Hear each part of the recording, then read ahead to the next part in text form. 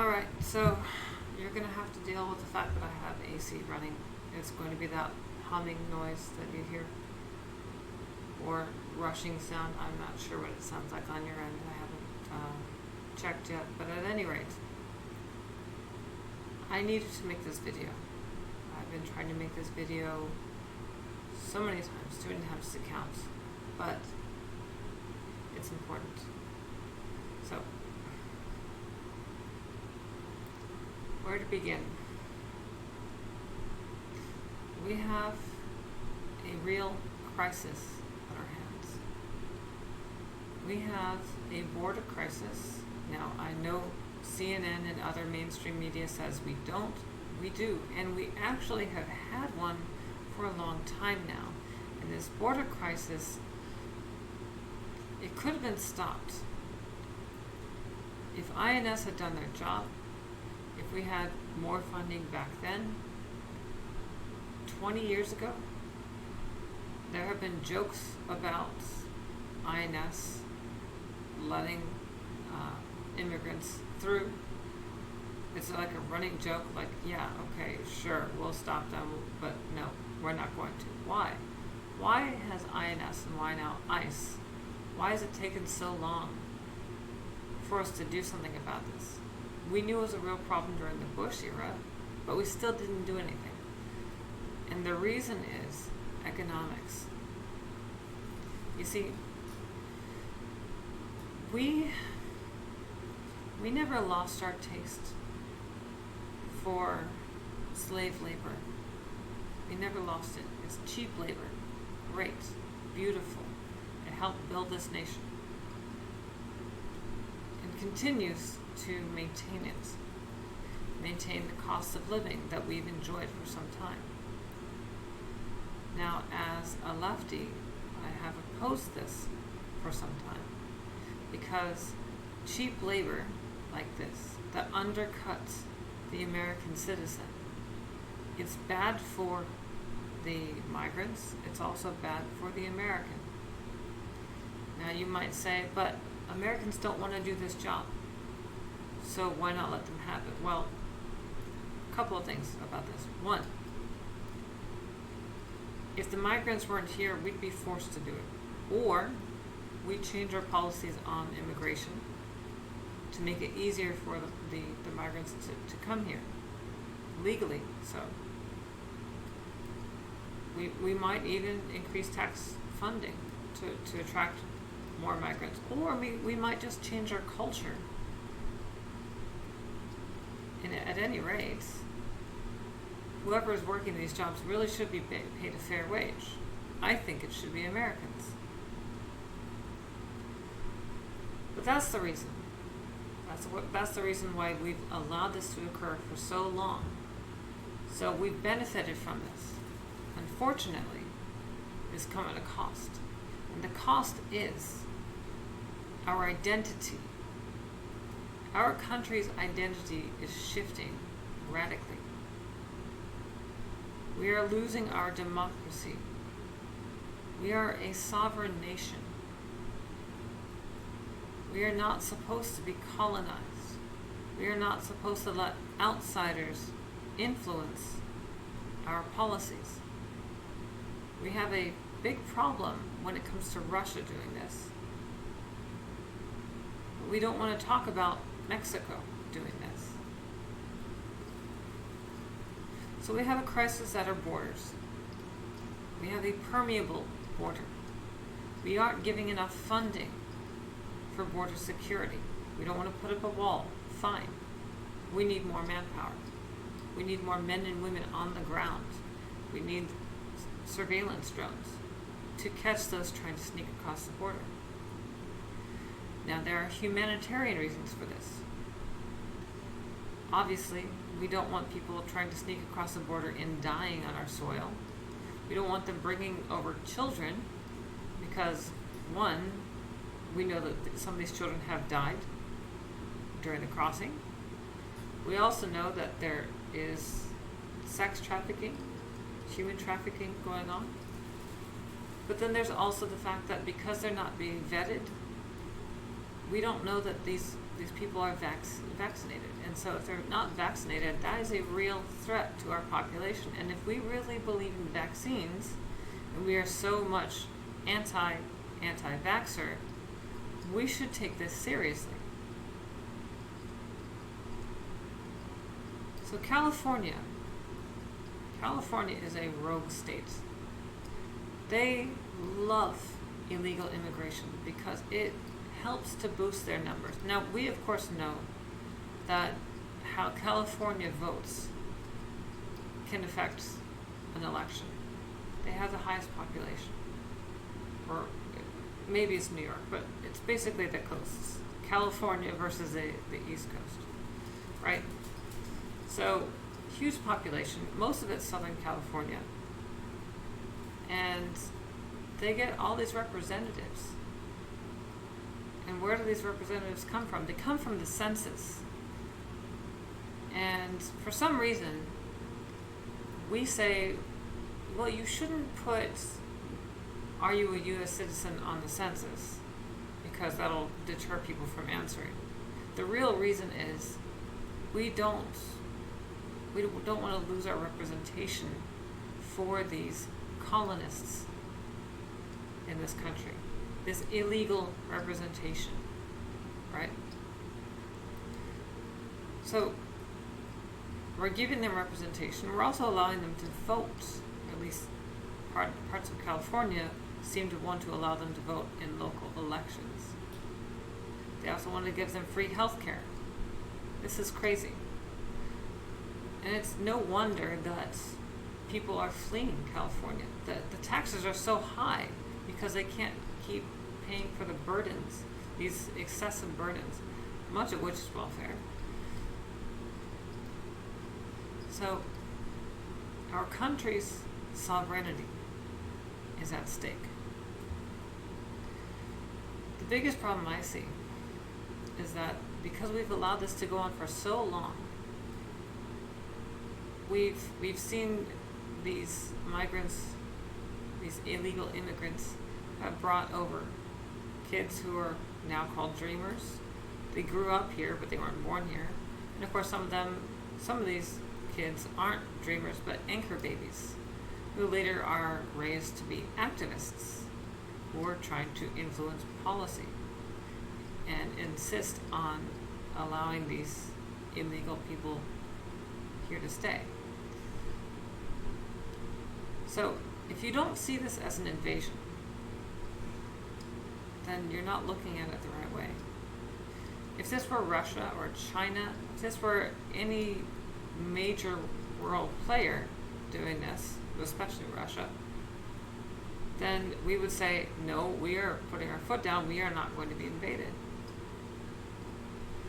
And if you want more proof that this is an invasion, just look at what happened at the ICE headquarters, where they took down the American flag and put up the Mexican flag. Essentially, they mounted us. They raped us at that location. They marked their territory. Very patriarchal.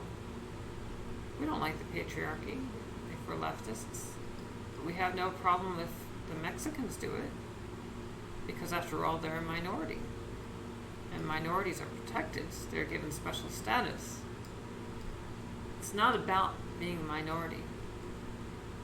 No one opposes immigration. At least no one opposes legal immigration. No sane person opposes legal immigration. There are good reasons to have immigration, as I've previously stated. It keeps the cost of living down. Now, I personally oppose migration for those purposes because I benefit from cheap goods. I don't have to pay so much for food. But at the same time, it undercuts the American. We've already seen other practices that undercuts the American, such as NATO sending jobs across the border, no penalty. Go right ahead, send our factories across the border. It's so much cheaper to do that. And what happens? We lay off American workers. And then what happens? Whole communities shut down because they were based around those plants, right? This is also what got Donald Trump elected in the first place, because He was all about bringing back these jobs. And I commend him for that. I totally get that. He saw the Rust Belt and is like, yep, this is a real problem. You've been abandoned. I'm going to do something about this. Now, how much he's actually done, it's arguable. But the fact is, he's campaigning on the right note. So, I oppose this exploitation. I was raised actually as a socialist. So naturally, I would be more left-leaning and pro-labor. But pro-American labor, put your people first.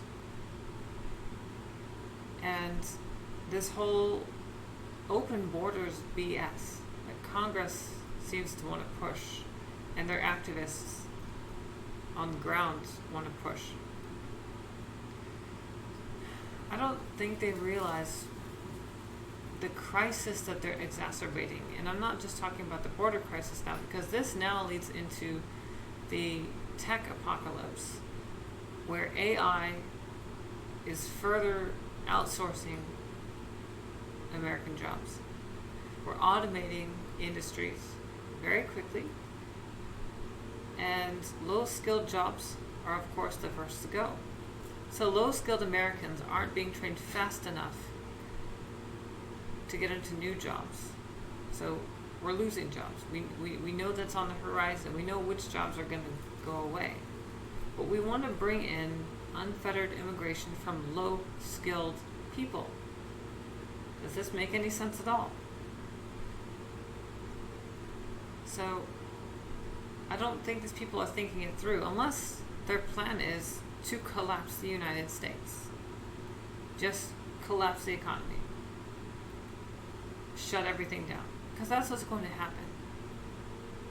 You just want to bring them in, no consequence. They think there's going to be no consequence. Well, what do you think is going to happen? Suddenly they're going to create new jobs? They're going to create jobs for the American people who are here? No, that's not what's going to happen. They're going to take away other jobs, as they've been doing. They are... Let me put it this way. We could have grown as a people. We've become spoiled, right? We've become spoiled children. My generation, millennial generation, is very entitled. He doesn't like to do shit at all. And every generation coming after Gen X, basically, is very, very entitled. We are bourgeois. We are living in luxury, and we act like we're suffering. We act like we're oppressed. We really aren't. The only real oppression is coming from the tech industry, such as suppressing freedom of speech and deplatforming people on social media. But if it wasn't for these generations that are so entitled, we might actually value hard work. We might change our culture enough to value doing things like landscaping and construction and other tasks that are involve manual labor, hard labor. We might actually have fought for a fair wage for our own people if these alternatives weren't there. If there was no one else to do these jobs, we might actually have done more, but we didn't. We didn't give ourselves that chance, and apparently we still don't want to, because we think that, nope, we'll just get free money from the state, from the government. Where does that come from? From the billionaires. Okay, but if you're not making enough money to put money into the billionaires' pockets, how are they going to redistribute that to the people? It's just going to keep dwindling down and down and down until there's no more money, and it won't take long. So we have a real crisis on our hands, and we need to close our borders. Get that situated first before we can do anything else. So attacks on ICE aren't going to fly. Anyway, what I want you to do, I want you to speak up. I want you to talk to your congressman. You can make a video. You can write to them. You can call them. make a video for President Donald Trump, try to get him to see it, make it go viral is what I'm saying. Make something that's going to really get attention, something that can't be ignored. At the very least, say something on social media. Maybe you'll get silenced, maybe you'll get deplatformed. Take that risk. Because if you don't, these crazies on the left, they're speaking up, and their voices are dominating the narrative. We have to do something about that before we lose our country. We are going to lose our country. We are losing our identity. I don't even recognize this country anymore. And what I see is a sick country. You ever hang around a family member who is so sick that it's like they're a different person? Like their personality completely changed. They are horrible to be around. You don't want to be around them, but you still love them. You still know that person's in there. Look at it like a drug addict, You know that your sister is still inside there, that she still has a good heart, that she can actually be a good mother if she can just get off the smack, right? That's where we are right now. We're drugged as a country. And we need to find ourselves again. And if we don't, we're going to die. We're going to have an overdose. So speak up. Do whatever you have to. Demonstrate. Counter demonstrate these stupid anti-ICE people or Antifa. Do something, but don't allow them to destroy our country, because that is what is happening. We are on the verge of a civil war. We have people that support these crazies, that support the idea of illegal immigrants claiming citizen status just because, right? Anyway, I'll leave you with that. I'll see y'all later.